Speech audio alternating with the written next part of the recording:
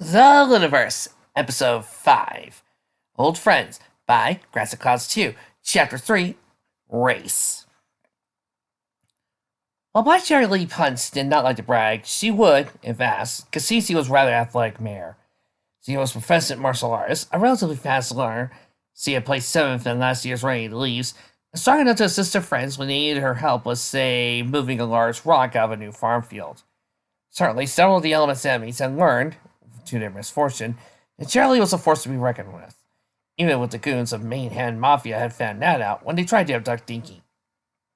Yes, Charlie was a strong and powerful mare. Yet she could not break away for Notary.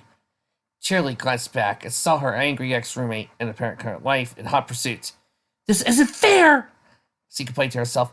"Mare says say cat if you're drunk. That's it. I'm asking Trixie to have Luna make that a law. We can call it what happens in AR Leads or a state and summer states. It's their law." But it was what it was. And Charlie had to find a place for a hide from her faithful spouse. The teacher looked around, saw she was coming back up on the shop-heavy portion of town. She wove around bystanders as she scooted along, suddenly thankful for her various useful hijinks that had given her such accurate high-speed reflexes. Looked around for a place to hold up for a short while. There was the Quilted Sofa Emporium, but the shop floor was too open. Sugar Cube Corner, but Red Onion was having a birthday party there. Bonbon's Confessionarium. Yes, I got hired Bonbons. Shirley banked around the corner so Notary wouldn't be able to see her for a moment. The skidded to a stop, ignoring the stares from a few passing ponies. She tucked the scooter under her arm and hurried to the store. "Hi!" she hissed as she entered. Bonbon looked up from her counter, where she was busily preparing a large ice cream sundae for Foxy Brown. "Good morning, Charlie," said Bonbon. "Shh!" Charlie ducked behind a row of shelves. "I'm hiding." "From who?" "Never mind. Can I hear you for a few moments?" Okay. "Great!"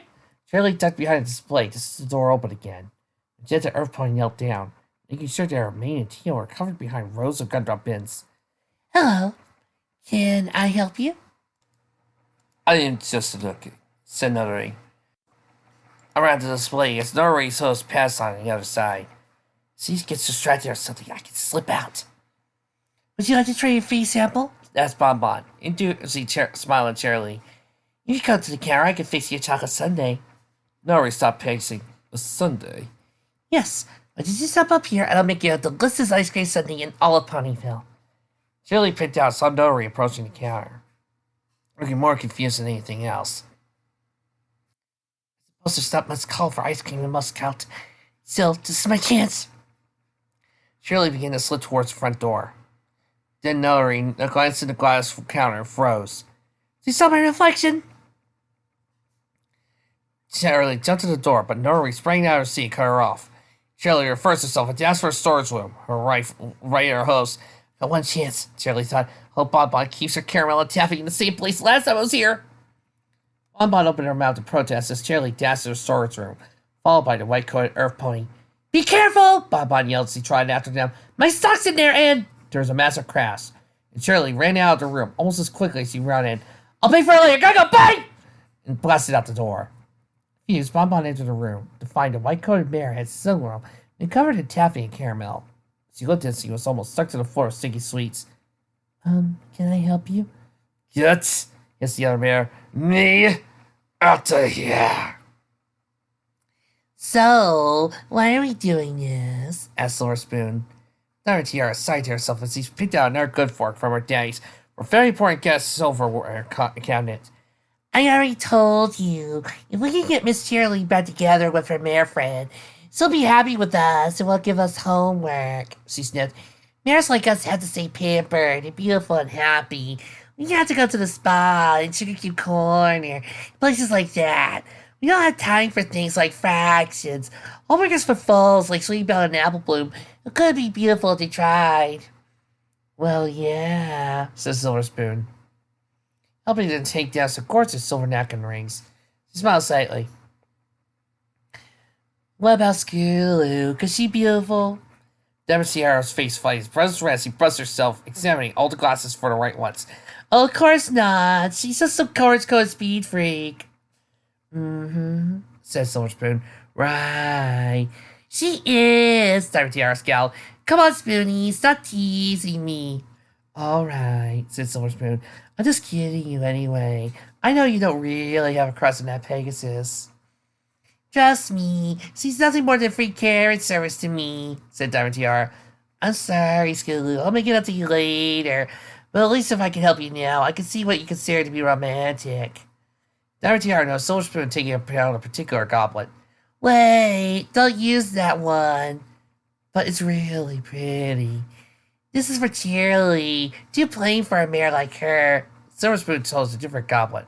One more set souls outside. My sizzle tells them praise, you'll remember. I can tell this one's worth more. It must be better then, agreed Diamond Tiara.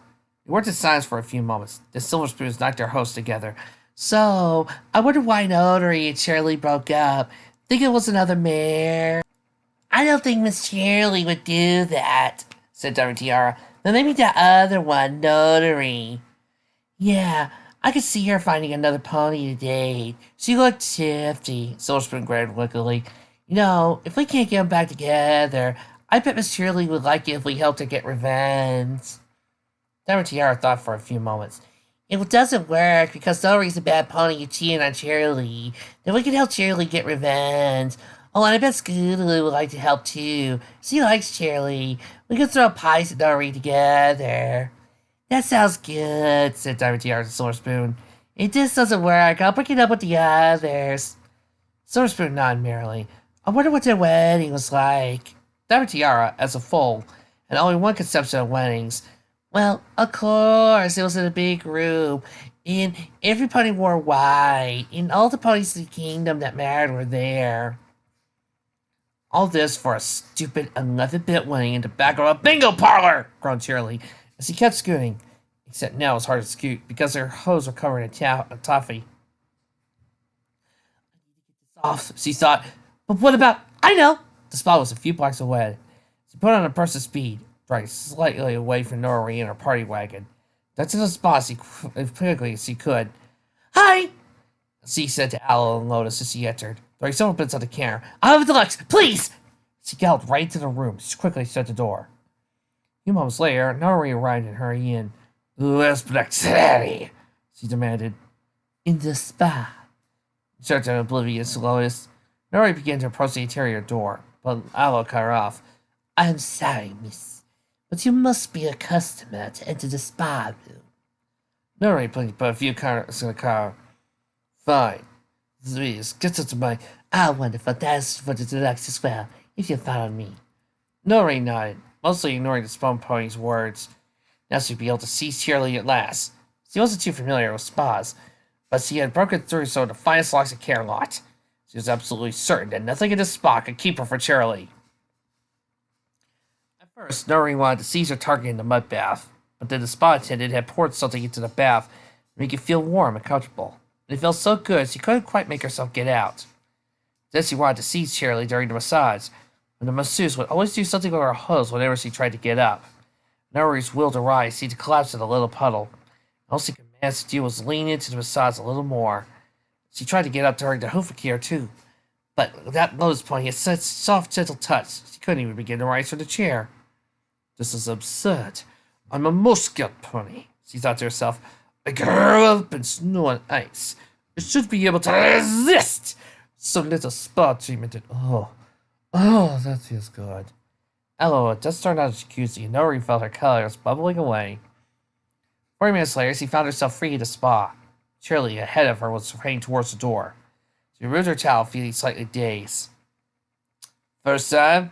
Asked one of the ponies as Norrie put a tip in the counter. Yes, said Norrie. I've never been to a spa before. Well, I hope you liked it.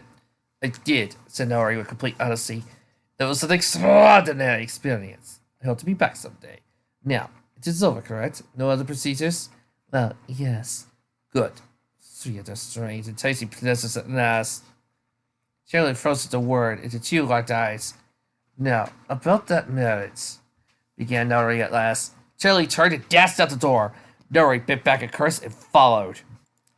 Now, chocolate's supposed to be the most romantic food there is, said Apple Bloom.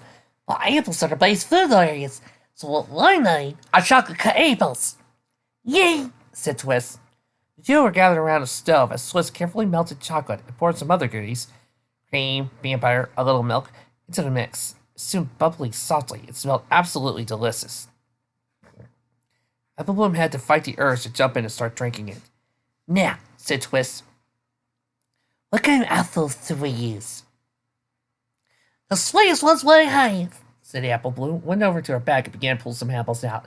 This one, a nice one, and this. The apple selected. It was the work of only a few moments to coat them with the succulent chocolate mixture. For long, the bowls were done and were staring happily at a delicious plate of chocolate-covered apples. Well, those look real good, said Apple Bloom. Uh-huh, added Twist. You know, I reckon we should taste one to make sure. This what I'll say to you, I heard. Twist nodded eagerly. The two carefully selected one of the chocolate-covered apples, sliced it in half, and each bit on their slice. Their eyes widened. That's horrible, said Apple Bloom, spitting hers out. It's all sour or pickly. Yuck. Twist ran to the icebox for apple juice. Your apples will ruin my chocolate. Holly, no way! Your chocolate ruined my apples! My apples are good! Twist went back to the apples. Where did you get these anyway? Where did I get them? Apple Bloom thought back. I always keep a few apples in my bag in case of emergency. She went to the bag she was holding, which wasn't hers. Nori dropped one into her saddlebags upon leaving the school. The Apple Bloom had taken it, so nothing would happen to it. The apples were from that bag. Oh! We must have used Nori's pickled apples by mistake. Apple Bloom stuck her tongue. I guess those don't go well with chocolate. Yuck! Those don't go well with anything. Twist shook her head. Although, well, we need to make food that you like, right? Said Twist. Though it's romantic, yeah. Well, if nobody likes sour stuff, maybe we should make everything sour. Apple Bloom hesitated, but couldn't escape that logic. I guess it wouldn't hurt to splash a little vinegar on all the wheels. What could go wrong with that? Twist nodded. Sounds like a good idea. So you say something else you like. Tarragon or something? Apple Bloom frowned. I know about pentagons and hexagons, but what's a tarragon? I think it's a food. Tarragon. Oh, maybe she said Great Poupon. You get the tarragon. Her accent's thick. Apple Bloom brightened. And mostly it. We got some. I'll get it. Twist grinned as Apple Bloom began to pour mustard and vinegar over the chocolate apples. This is gonna be the best romantic dinner ever. We're putting so much thought into this, and this totally always said that we should think these through. We'll get the right answer. And we should tell her that we only can make this meal thanks to her Tyson, said Apple Bloom. You'll be so proud. The two fools bumped hooves, laughed, and continued to cook. There! Shirley scooted through the market, once again blasting past startled shoppers and steel ponies. She saw through thick cluster of ponies a table that was elevated high off the ground and screened with a curtain. She would be able to hide from her vengeful wife there. She made sure she was screened by a cluster of ponies, slipped under the table and bumped into a good friend of hers. Ditsy? Whispered Shirley. The two were now crowded at the table. Ditsy was staring at Shirley with blank confusion. What are you doing here? Oh, I brought some oranges for my little muffin, but one of them fell down my salad bag, and I wanted to get it. Ditsy smiled. As a millimeter, I can't just drop things. It goes against our code of honor. There's a millimeter code of honor? Shirley blinked. She saw Ditsy smile and realized that the bearer of kindness was kidding her. Very funny. Just stay quiet for a few minutes. Why? I'm hiding. I can see that. Ditsy shifted to a little more comfortable. From who? Shirley recalled that Ditsy didn't know she was married. Of course, that morning, she hadn't either. An old friend with a bone to pick. If she's making you that scared, it didn't seem like much of a friend, commented Ditsy. Well, back in the day. Afternoon, Natalia. Nori nodded at Shirley, and you cracked a smile. Shirley grinned. Nori had been a lot more easygoing ever since her cell celebration. She supposed that drinking your body weight in cider, going on a midnight run through the bayou, and fighting off an alligator with strings of beads could really bring two ponies together. Good afternoon, said Nori. How's this class? Awesome. Professor Algorithm said that I did great on the math assignment. And now's the weekend, I don't have anything to do until next Friday. Shirley grinned. Party? Have a good time, said Nori. Oh, you should come too. I would, but I need to finish this. Nori looks back at her book. I'm trying to get this memorized. Does he have a perfect memory? Can you just look at it? That doesn't mean I would understand it, Nori thought. Just because you have a record of a sympathy doesn't mean you analyze its themes. Before discussing could continue, the door banged open and another cross-point walker ran in. So immediately had Charlie. But Charlie, I need your help, please. Charlie immediately turned to the other party to her bed with a passive expression. What's wrong, Sunshine Grace? It's my family crest necklace. It's gone, said Sunshine. Charlie blinked. Your necklace? Wait, you're House Littleleaf, aren't you? Yes, my mom's the sister of Baroness Littleleaf. She's in charge of highest and good as little sub provinces. Sunshine sniffed. So it's not a big house. Well, we got a few things, and one of them was my necklace with the family crest engraved in it. Unless it has that Luna presented my great-grandma with it. When she ennobled our family, it was passed down to my grandma, then my aunt, and to me, but it's gone now. What happened? Professor Hardnell's confiscated. He said we're not allowed to have Charlie in the lab. I didn't know that. He only took over the class this week. He could have told me to put it away or drop it in my locker, but he took it. He said, "Won't give it back." She hugged Charlie. I took her to counselor, but there's nothing he can do. Teachers can confiscate contraband once inclusive appropriate landwear. He said he'd give it back after a parent-teacher conference. But I can't just tell my mom I lost his gift. And if I don't tell her, I'll never get it back. And he knows that. He just wants that necklace for himself. He can't do anything to get it back without admitting I'm terrible and I lost it. I don't know what to do, Charlie. She then hugged him with gentle pawing and burst into tears. Charlie hugged Sunshine back. Sunshine, you aren't terrible. You don't need to worry. I'll take care of it. Well, let me worry about that. But I'll get you your necklace back. I promise. Charlie patted Sunshine in the head. I still owe you for helping me study for the Adcon exam, so don't worry about it. If I can get it back for me, I owe you forever. Sunshine looked up at her with plea expressing, do anything. Don't worry, just go take a nap. Get some ice cream or something. Charlie helped Sunshine get up, take a shower, and listen to good music. Like Charlie's got this. Sunshine was gone, Nori looked up. What is it Charlie's going to do? I don't think Hans will return that necklace. You just asked nicely. I'll figure something out. Charlie nodded. I won't let a friend down. Charlie woke up as the magic alarm buzzed under her pillow, softly vibrating without making enough sound to wake her roommate. She didn't want Nori to get in trouble in case something went wrong. She didn't want to do something like this at all, in fact. But she could see no other way to help her distraught friend. So she would just leave quietly, take care of business, and be back before her roommate awoke. Just in mind, she got up. Where are you going? Charlie looked at the desk. Nori was still sitting there, book open in the dark. How are you reading in the dark? Asked Charlie. Nori touched her glasses. I know a unicorn who's very good at acrobatics. Where are you going back to Harry? Please tell me you're not going to burgle Hardnose. Charlie frowned. Gain that necklace back, whatever it takes. You're in the dark, so you can feel Nori staring at her disapproval. Setting aside that you're risking years in prison for a malleability, no. Hey! Sunshine's a really good friend. She's always helping any party that needs it. And she put in all the hours to make sure that the big dance still happened even after the Blue Bloods canceled the college's downsall reservation so they could take it for their annual Which Blue Blood is the Breeze contest. Do you even have a plan? Charlie frowned. Yes. I'm going to Hardnose's house. I walked by there earlier. There's a tree with a branch that passes over the exterior wall. So I'll climb it, hop inside. I'll find an open window, or if there isn't one, I'll pry one open. She took a small crowbar out of her desk. She picked it up earlier that day. I'll just search the house until I find it. Nori stared. That is the worst plan I ever heard. Well, it doesn't affect you, right? Charlie sniffed. She's my friend, and I'm going to try to help her. If I don't get arrested, I'll see you in the morning. And so she strode towards the door. Wait. Charlie turned. Nori sighed. She turned her flash lamp on. Okay, look. First, you're not even doing this at the right time. The guard unit near us, Hardnose's house, is on patrol now. They'll see you climbing a tree in seconds. You'll be arrested without even a chase. Second, there's an alarm spell on that tree. Hardnose's cousin is in the guards. He gets a discount on security wards. Third, that room has 7 rooms, and almost 50 drawers and cabinets. It would take an amateur hours to set. It's now Charlie's turn to stare. If you really want to get that necklace and nothing else, you need to find out where he's keeping it. Here. Ellery began sketching out a diagram of Hardnell's house on a big sheet of pavement.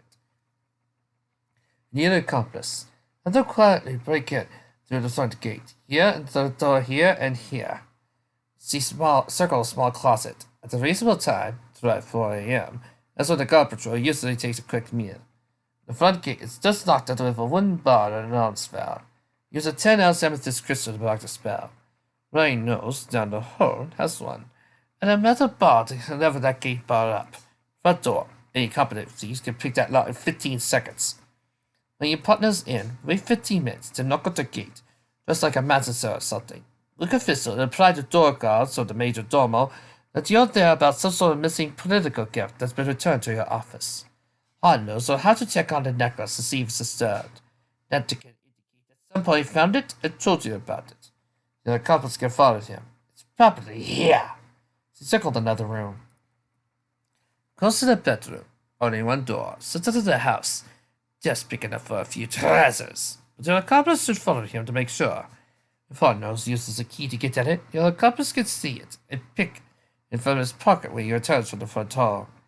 Just distract him with hard questions while your accomplice takes the necklace and leaves the back way. You know this, Hal? Asked Shirley. Nori paused.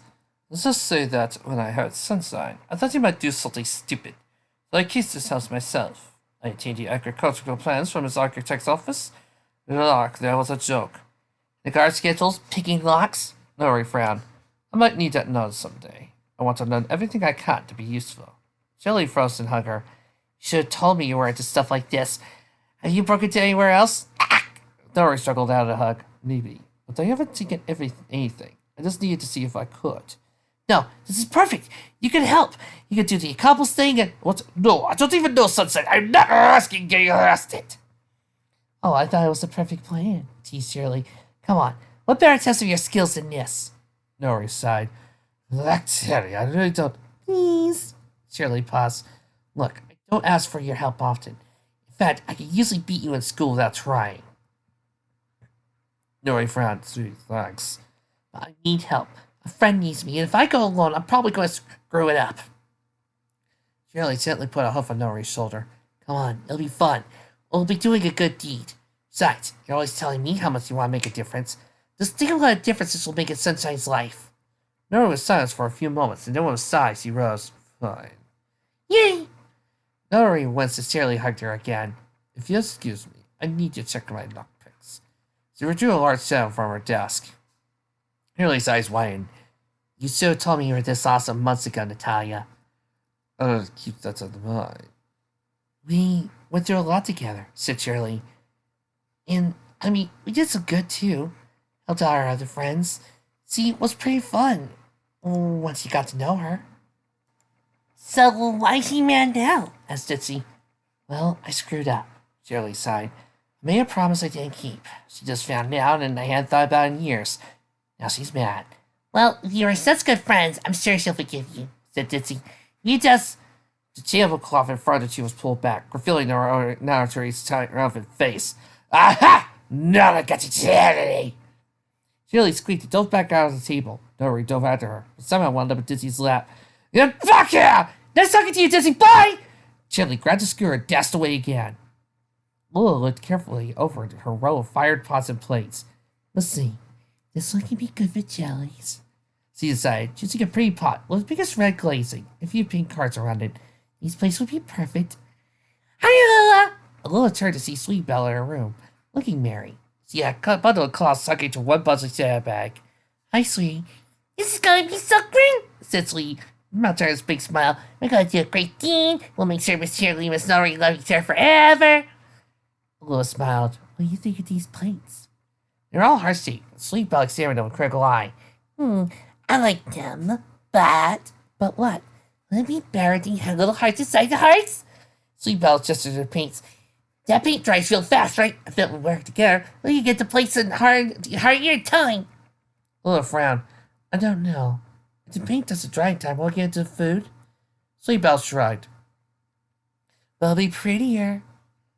So Lula thought for a few moments. Good point, she said at last. Let's do it. They got to painting with gusto. So, what exactly did you do? Asked Mayor Ivory Scrolls, leaning down the hallway in the middle of City Hall.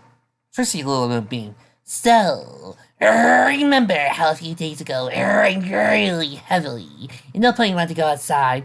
Yes, I've been working with Twilight, and on my own, and I came up with a spell that will let me connect doors to each other. So going through a door over here puts you out a door over there. Trixie waved down the hall and beamed, her horn glowing brightly. Try it! Mayor Scrolls frowned, but opened the door and ran to walk through. He came out several doors down the side of the hall. Oh, Trixie beamed. See? No. Right now, the spell could only be 20 years. It's still a little fuzzy on which door is right at the moment. But I could have you through any of the other doors in this hallway.